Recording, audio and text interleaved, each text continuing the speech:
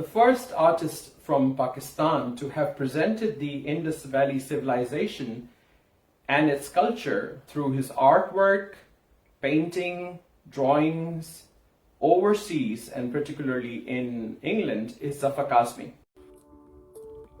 साईं ज़फ़र काज़मी पाकिस्तान जो पहिरियों शख़्स आहे हिंद ऐं सिंध जो इंडो पाक जो पहिरियों चित्रकार आहे जंहिं वादी महराण कश्मीर खां कराची ताईं सिंध जी सकाफ़त हिन वादी जी सभ्यता खे रंगनि खे मारूड़नि खे समूरी तहज़ीब खे इते जे साज़नि खे अजरक खे लिबास खे बैनुल अक़वामी सतह ते जंहिं पेश कयो ख़ासि तौर ते इंग्लैंड में उहो ज़फ़र काज़मी साहबु आहे पंहिंजी चित्रकारी वसीले पेंटिंग्स एंड ड्राइंग्स वसीले इहो सन हो 1978 1979 1978-1979 साईं खे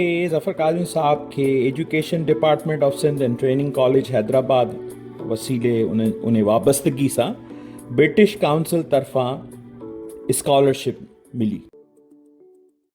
While he was on the British Council Study Fellow program in the years 1978 to 1979, his significant contribution was to donate to the Museum Education Department his collection of 20 drawings and paintings of his own that he had made during his training in England. Those were depicting the figures in the traditional costumes of Sindh, playing Sindhi musical instruments.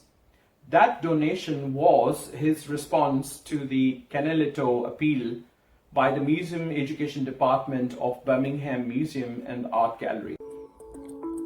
हाणे साईं जिन जी scholarship जेका हुई इहा म्यूज़ियोलॉजी जी training जे लाइ हुई England में. साईं ज़फ़र अली काज़मी हिकु गैरतमंद ऐं जुरतमंद सिंधी हुआ.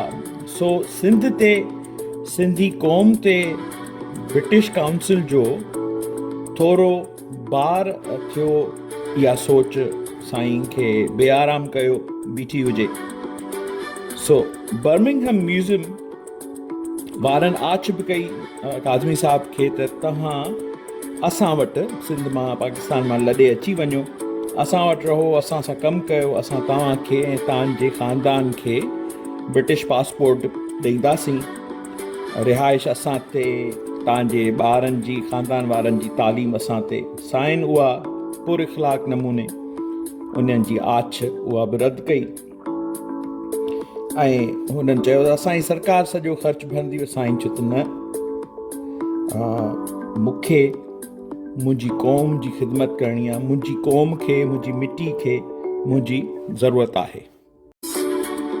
हाणे साईं खे इहो हुजे त हाणे इहो ब्रिटिश गवर्नमेंट जो थोरो रहिजी ईंदो मुंहिंजे करे सिंध जे मथां, मुंहिंजे सिंध जे माण्हुनि जे मथां, माण्हुनि जे मथां.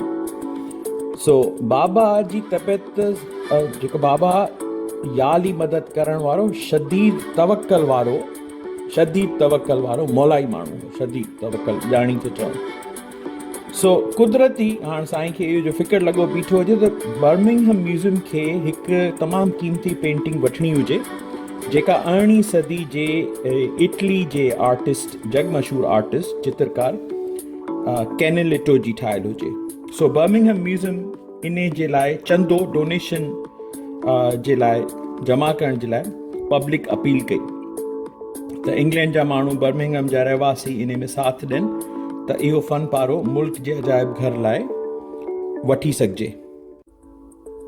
सो कुदरत मौक़ियो ॾियारियो साईं खे ऐं उते इन अपील खे जवाबु ॾियण जे लाइ, रिस्पॉन्स करण जे लाइ साईं काज़मी साहब पंहिंजूं 20 पेंटिंग्स तयारु कयूं ऐं स्कूल जे ॿारनि जे लाइ, स्टूडेंट्स जी एक्टिविटी जे लाइ कलरिंग कार्ड्स तयारु कया ऐं इहो सभु कुझु city of Birmingham museum of arts खे ॾिनो त हो साईं जी पारां एग्ज़िबिशन में रखनि.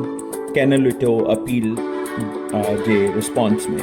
पोइ उहा नुमाइश जेका आहे 5 हफ़्ता जारी रही ऐं इहे पेंटिंग्स, इहे एक्टिविटी कार्ड्स विकिरो कया विया म्यूज़ियम पारां ऐं उन जी समूरी जेका कमाई थी उहा इनकम उहा कैनलिटो अपील जी डोनेशन में साईं ज़फ़र काज़मी पंहिंजे पारां सिंध पारां जमा कराई समूरी टोटल ऐं ईअं इहो थोरो ब्रिटिश काउंसिल जो लाहे वतन वरिया।